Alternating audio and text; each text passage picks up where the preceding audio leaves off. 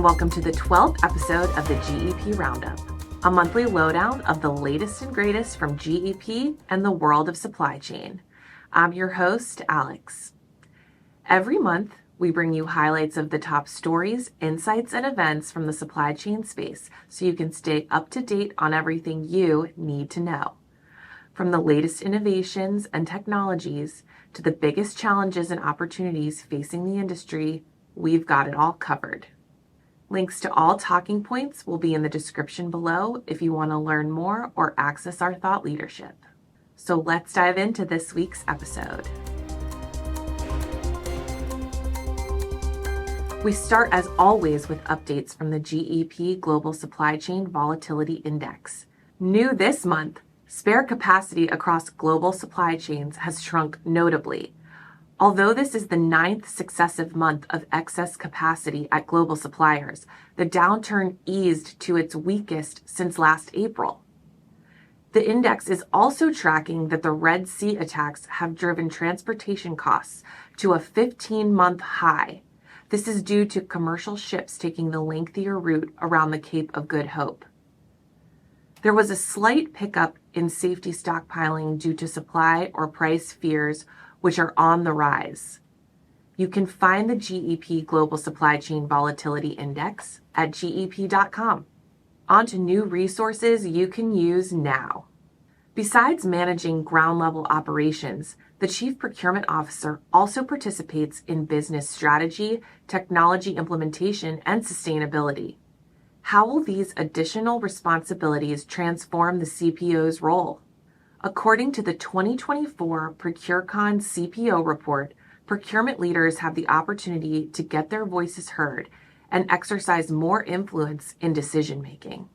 Read the report, sponsored by GEP, for a deep dive into the evolving role of procurement leadership in enterprises.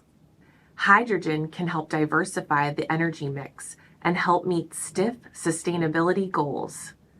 However, most of the hydrogen is consumed where it is produced because of distribution limitations. Oil and gas companies that are keen to take advantage of the increased interest in hydrogen as a fuel need to develop new distribution plans. A new GEP white paper, Hydrogen Economy, an Opportunity for Oil and Gas Companies, explains how you can avoid significant capital costs to develop new transmission and distribution infrastructure by leveraging existing natural gas infrastructure. Direct material procurement has become more complex than ever amid cost fluctuations, demand variability, supply uncertainties, and expanding sustainability goals. Procurement leaders must assimilate learnings from the past and rethink their priorities and metrics. In this new GEP podcast, Strategies to Succeed in Direct Material Sourcing in 2024, our experts discuss the most pressing challenges and walk you through proven strategies to overcome them. In a survey of over 750 finance executives, 73% acknowledged AI could help accounting firms modernize processes and improve accuracy to deliver more value to clients. How can accounting firms fast-track their investments in the latest tools to meet demand? This new GEP bulletin, titled AI Can Streamline Auditing and Taxation Services, outlines an aggressive strategy for procurement to identify target areas for maximizing efficiency and achieve meaningful visibility into their audit and tax engagements. Potential value loss of an estimated $200 billion from expiring patents by 2030 has accentuated the need for strategic mergers and acquisitions in the life sciences industry. The latest GEP bulletin, How to Make M&As Work in the Life Sciences Industry, discusses 4 strategies that can help enterprises ensure sustainable deal-making in today's evolving market. More than 90% of decision makers in high tech say they have notable avoidable expenses.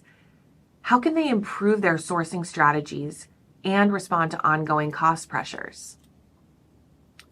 The new GEP bulletin, Time to Refresh Sourcing Methods in the High-Tech Industry, can help high-tech procurement pros refresh their sourcing approach in today's uncertain business environment. Read the new GEP blog, Top 3 use cases of generative AI in procurement. Procurement leaders are tracking developments in the generative AI space to identify potential high-impact use cases across the source-to-pay value chain. Processes that require creative content generation and innovative problem-solving capabilities are best suited for deploying this technology. On to some GEP customer news. GEP and Bayer have won the SIG Future of Sourcing Awards in the Innovations in Outsourcing category.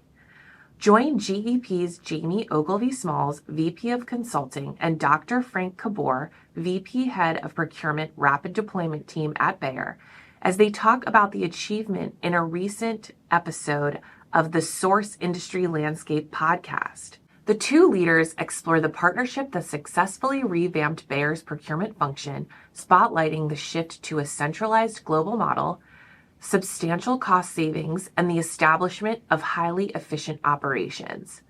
Today, I'm joined by my colleague, Brian Sleeper, Senior Director, Consulting and Global Delivery at GEP.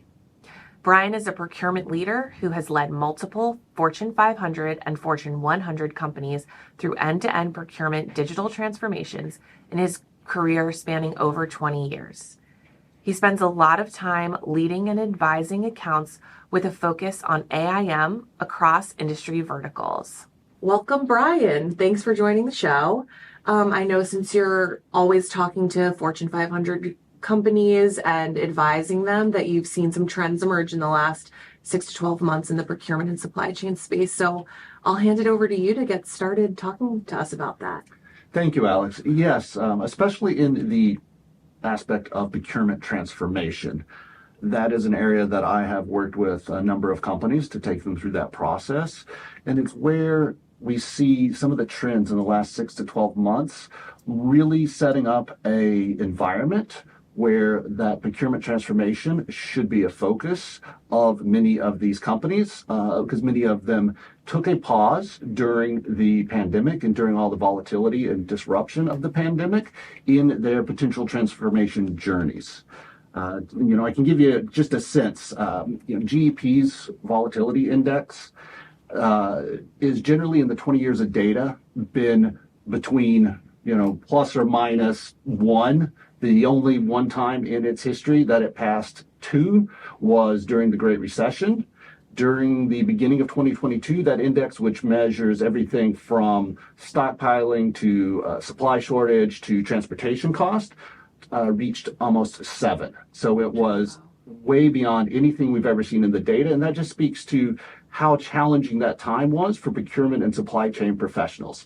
Any of us in the industry probably have a number of war stories about hunting through every contact we can find to find that critical spare or find that component in order to keep the lights on and the plants moving. And in an environment like that, many of us took a step back from thinking strategically because we just had to keep our organizations producing and working through those challenging times.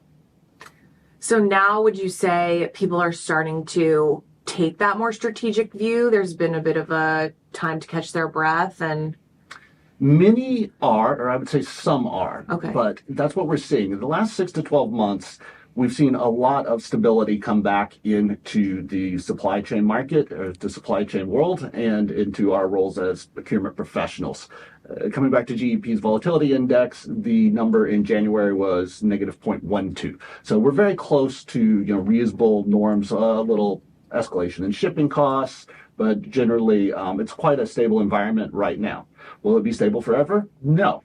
So now is a very good time to take a look at the lessons we learned during the pandemic, as well as look at a lot of things that have changed over the last 4 or 5 years on the technology front, and how that is really going to be a game changer going forward, and how that's really differentiated companies. There's a study from NC State's Resource Supply Chain Cooperative focused on the pharma industry in the U.S. And to give you an example from that data, they received on-time in full data for best performing pharma plants is 96 to some over 99% of orders received. The industry average is 60 to 80%.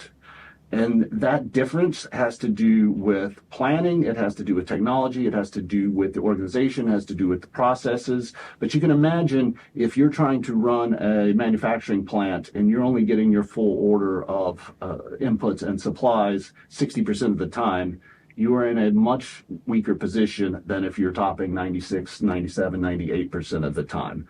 And that's really where we see the leaders differentiating themselves from the laggards. So you don't want to be in that second category. You definitely want to take this time to figure out, how do I leapfrog into a new level of performance in my procurement and supply chain organization. And what is keeping some of those people in the laggards group from moving into the digital transformation that they need to take? So through this volatility, one of the big things that happened was staffing challenges, right? In 2022, there were an average of 4 million job changers per month. To give you another data point, in 2009, that was 1.9 million. So the number of people changing jobs was very disruptive. When you have that many people changing jobs and roles, it often makes it hard to implement change within your organization as well, because you're just trying to keep new people in the seats and learning the job that they already had, and not giving them a new job at the same time they're trying to learn a job that they just took from somebody else or replaced somebody else. So that is, again, something where we're seeing the quit rate is down. It was 12% in 2023, and that's even accelerating at the end of 2023 and into 2024. So what does that mean? Many of us who are leaders in organizations, we can feel it. Our people are staying in place now. They're learning their jobs. We're getting that stability. So now, again, is a time to take a step back and say, I was just trying to fill the seats that I had, but are those the right seats? Are those the right roles? Are people utilizing the right technology to maximize their performance? And what can companies do to sort of future-proof against these disruptions that are coming in the future, as we all know they will? So we know that the organizations need to be agile, nimble. We need to have a built-in focus on risk and predicting risk, not just reacting to risk. And again, I keep coming back to technology, but that's because it's so transformative. And I'm going to shift to the topic of the day, AI, right? We've all heard a ton about AI. Is it all hype? Definitely not. Is there some hype? Of course there is. But AI is really a game changer in supply chain and in procurement. The ability to take on tasks that were fully manual and automate, be that contract review, be that negotiation planning, be that data reviews, again, looking for those risks, looking for that volatility that might be coming with some leading indicators instead of lagging indicators, and staying out ahead of it. Those are all areas where AI is really strong. And the integration of generative AI and large language models to our day-to-day lives and our day-to-day work lives is going to enable a next level of performance. And the companies that embrace that will be the ones that are in that leading category. So are there any impacts from the past few years' challenges that companies need to adapt to more permanently?